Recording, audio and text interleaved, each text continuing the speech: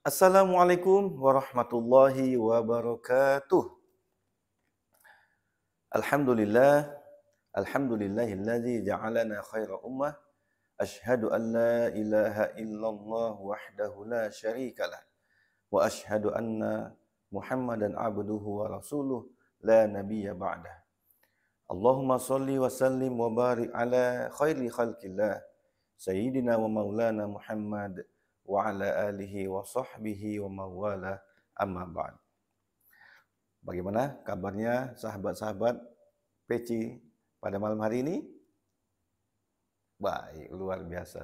Ya, alhamdulillah bersyukur kita kepada Allah Subhanahu wa taala pada malam yang penuh berkah ini kita kembali dipertemukan, kita kembali diizinkan oleh Allah Subhanahu wa taala untuk hadir bersama-sama di agenda bulanan kita yaitu kajian galaksi.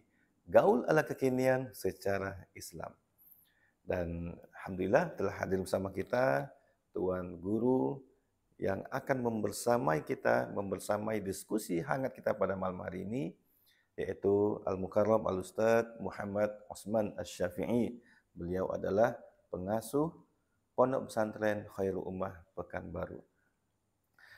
Baik teman-teman, sahabat peci yang berkesempatan hadir pada malam hari ini, maupun sahabat-sahabat yang saat ini sedang menonton secara live di live streaming kita di kanal YouTube dan Zoom. Pada hari ini kita akan mengangkat satu tema yang lagi hangat-hangatnya. Sebenarnya ini mungkin sudah lama terjadi, tapi akhir-akhir ini menjadi hangat pembicaraan di berita bahwa ada ribuan pelajar yang meminta dispensasi menikah di sekolahnya. Nah, jadi kita pada malam hari ini akan mengangkat tema dispensasi nikah, apakah solusi? Nah,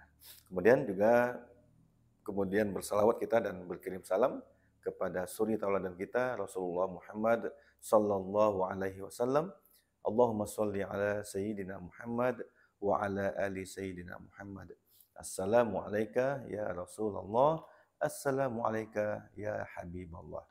Baik teman-teman, sahabat peci yang dimanapun Anda berada, baik yang hadir di masjid hari ini, kemudian maupun yang menonton secara live streaming di rumah masing-masing. Mengapa tema ini kita angkat? Nah, kita sebagai pemuda, sebagai remaja, tentunya fenomena ini bukanlah fenomena yang biasa. Ya.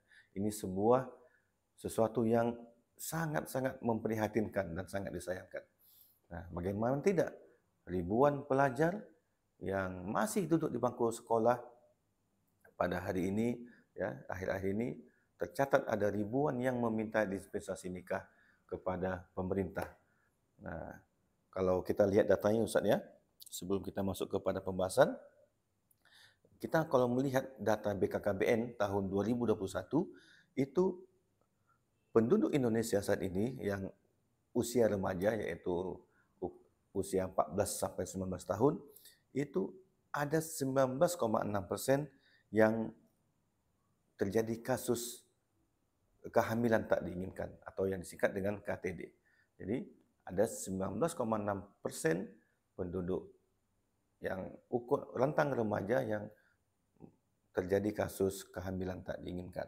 Bahkan lebih lanjut lagi masih di data BKKBN tahun 2021, 20% dari kasus aborsi yang terjadi di Indonesia itu adalah terjadi pada remaja. Na'udzubillah, summa na'udzubillah. Maka menanggapi hangatnya berita di akhir-akhir ini tentang dispensasi nikah ini, maka kita akan bahas lebih lanjut. Apakah ini memang sudah jadi solusi ya atas permasalahan ini? Atau itu dispensasi nikah itu menjadi masalah baru bagi kalangan remaja. Nah, baik, mari langsung saja kita bahas dan diskusi bersama-sama.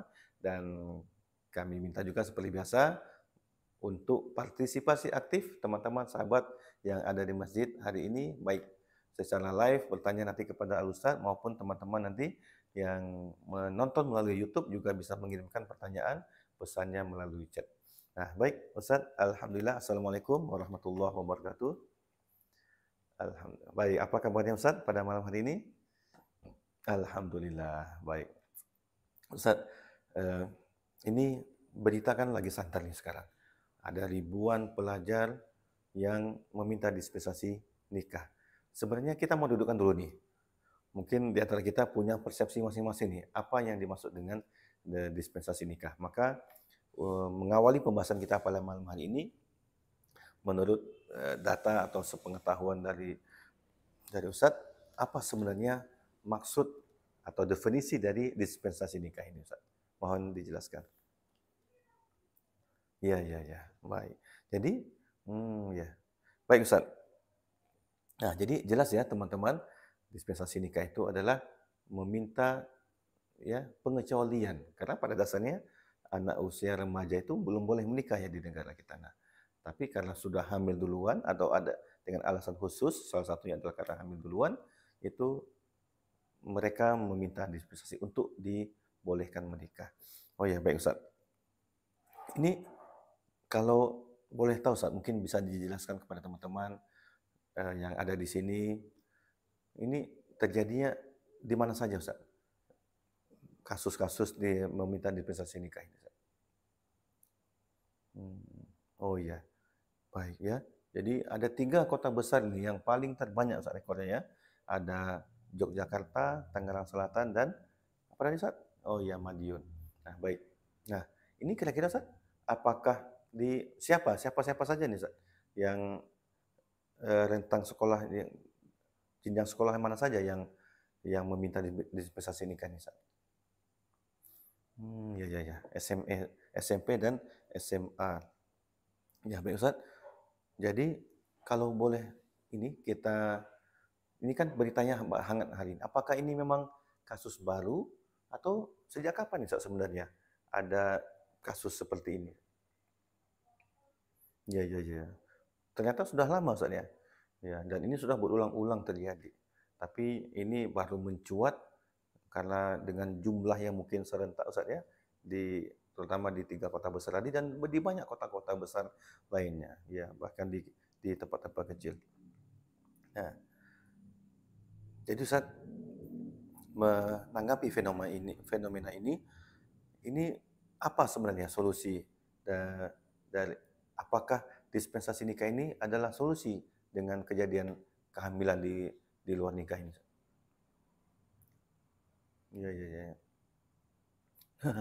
Jadi ini ternyata jadi masalah baru lagi Ustaz ya. Betul, betul. Nah, baik.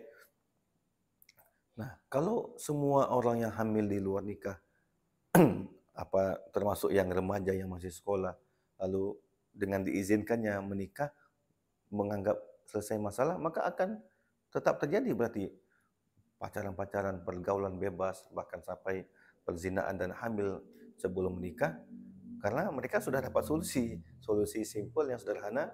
Ketika mereka minta nikah, ya udah dikabulkan oleh negara, dikabulkan oleh pemerintah, lalu ini akan berlanjut terus. Masya Allah. Ini kadang-kadang kita nggak terpikirkan nih Ustaz ya, kalau tidak didudukkan seperti ini.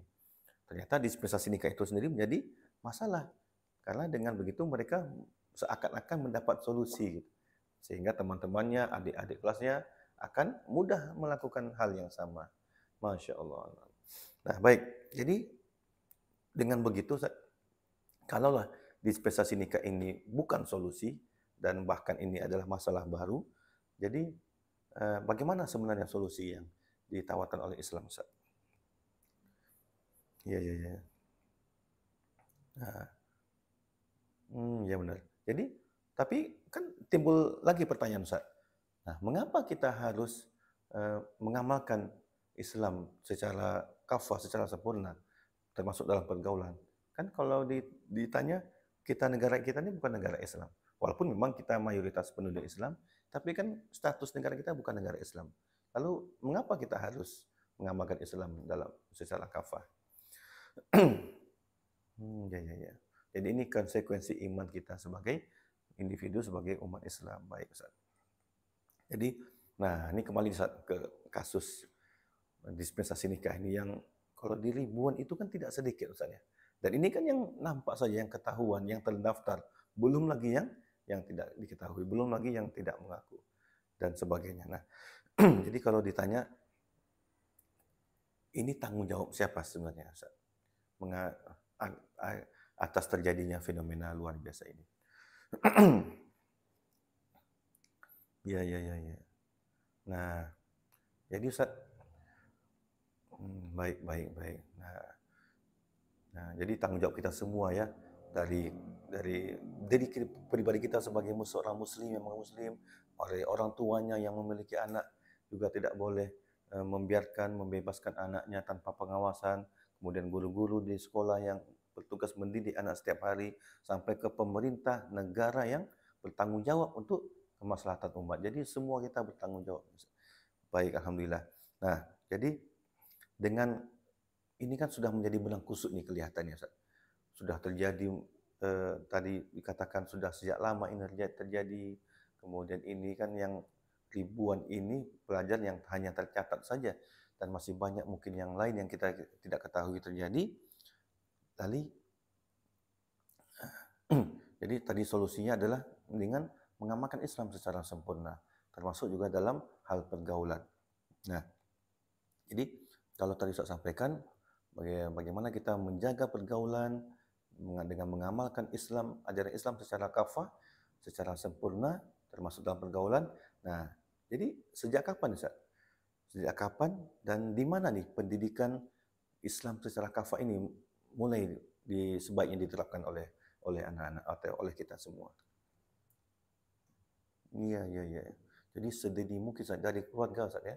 Ya, baik. Bahkan sebelum kita ini lahir, sebelum anak lahir, jadi orang tuanya sudah mempunyai visi untuk mendidik anak-anaknya dan berproses bagaimana dari proses pernikahan, proses memilih jodoh sampai kehamilan mendidik anak sejak bayi pun sudah harus melaksanakan Islam secara sempurna. Baik. Jelas ya teman-teman semua, artinya permasalahan yang ada sekarang terjadi ya, kehamilan di luar nikah ya, pergaulan bebas itu seharusnya ya tidak akan pernah terjadi kalau tadi saat ya proses Islam proses kita mengamalkan Islam secara sempurna itu dimulai bahkan sebelum kita lahir ya, dimulai oleh orang tua kita. Baik, Ustaz. Kemudian pendidikan di rumah, pendidikan di keluarga, pendidikan di sekolah. Nah, kemudian juga untuk bisa menerapkan Islam ini secara kafah. Baik, Ustaz. Nah, tadi mengapa ya? Kemudian selain dari kita di keluarga tadi saya katakan juga ini juga ada tanggung jawab ya, tanggung jawab pemerintah, tanggung jawab negara untuk memastikan syariat Islam ini dilaksanakan oleh seluruh umat. Nah, tadi dikatakan lagi bagaimana ini bisa dilakukan? Nah, baik, alhamdulillah. Nah, iya, iya, iya. Nah, jadi dengan kondisi kita seperti ini, Ustaz, dengan kondisi kita seperti ini, nah bagaimana kita ini bisa menerapkan Islam secara sempurna? Sementara ya sistem ya, tadi Ustaz katakan tataran sistem kehidupan, sistem negara kita belum melaksanakan sistem Islam. Kita masih mengadopsi hukum-hukum bahkan para penjajah kita, hukum-hukum kapitalisme yang tadi akar masalahnya dikatakan adalah faham-faham sekuler. Dan ini yang terjadi, ini yang diterapkan dalam kehidupan kita bernegara dan bermasyarakat. Memisahkan antara kehidupan dan agama. Fasluddin anil hayah. Nah, jadi kita sebagai individu, kita sebagai masyarakat, bagaimana nih menerapkan Islam ini dalam kehidupan kita? Sementara negara kita sendiri belum menerapkan hukum Islam ini. Iya, iya, iya. Alhamdulillah.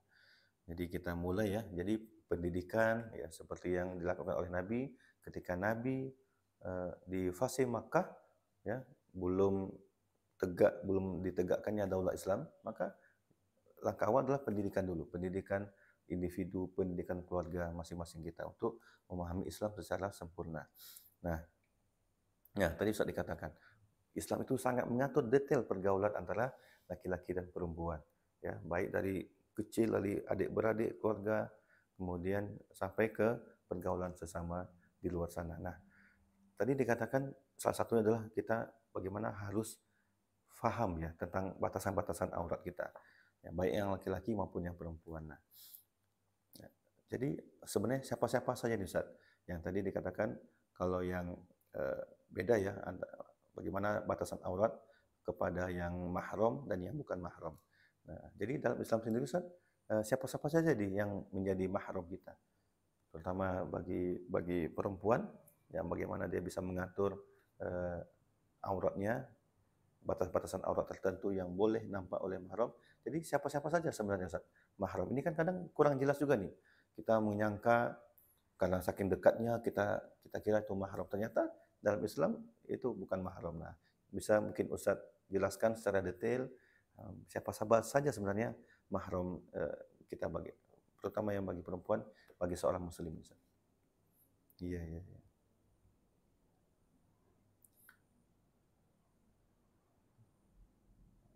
Iya. Nah, baik. Nah, jelas ya teman-teman. Jadi kita jangan salah sangka lagi.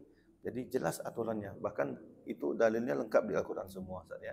Nah, mana yang mahram, mana yang tidak, mana yang boleh dinikahi, mana yang tidak boleh dinikahi, mana yang boleh nampak aurat yang umum, mana yang tidak boleh, dan seterusnya.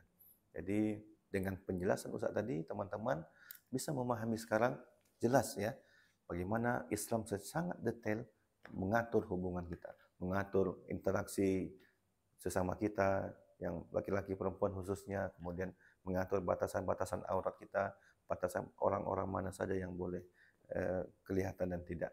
Nah, lanjut Ustaz. Nah, ini kan tadi pertanyaan orangnya ya. Kemudian, apakah ada tempat khusus atau waktu khusus yang mungkin boleh tadi Ustaz, auratnya tidak tertutup sempurna bagi perempuan khususnya? Iya, iya, iya. Baik, alhamdulillah. Jadi detail lengkap sekali Ustaz ya. Masya Allah. Nah, jadi Ustaz, terakhir ini pertanyaan pamungkas ya. Sebelum nanti kita buka diskusi. Nah, dengan tadi Ustaz sudah jelaskan panjang lebar bagaimana Islam mengatur secara sangat detail bagaimana hubungan ya aturan dalam bermasyarakat, aturan dalam kita bersosialisasi, nizamul ijtima fil Islam. Nah, kemudian sementara lingkungan kita ya seperti saya jelaskan tadi ya belum mendukung, negara kita masih eh, belum menerapkan hukum Islam secara sempurna, lingkungan kita, faham kita, orang-orang bahkan kaum muslimin sendiri masih banyak yang terpapar ya faham-faham sekulerisme, bagaimana memisahkan kehidupan dengan agamanya. Mereka hanya menganggap agama itu hanya urusan sholat, hanya di masjid, tapi bagaimana mereka bergaul sehari-hari, bagaimana mereka berinteraksi antara laki-laki dan perempuan tidak mengacu kepada hukum-hukum Islam yang seperti Ustaz jelaskan tadi. Nah, dengan kondisi seperti ini Ustaz, nah pertanyaan besarnya adalah bagaimana cara kita bisa istiqomah menjalankan ajaran kita, menjalankan syariat kita secara sempurna di tengah kehidupan yang sekuler seperti ini Ustaz. Masya Allah. Nah, baik teman-teman sekalian, alhamdulillah sudah panjang lebar guru kita menjelaskan bagaimana tata cara aturan pergaulan yang secara islami.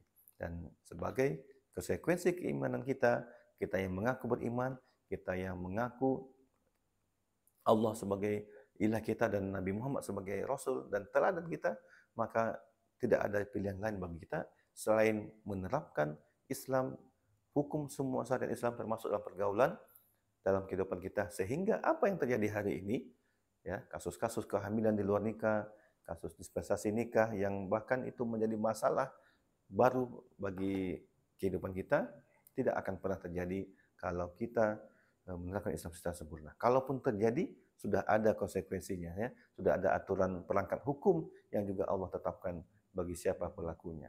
Jadi justru ini hukuman kesalahan besar, tentu hukumannya juga sangat berat ya, seperti Ustaz jelaskan tadi.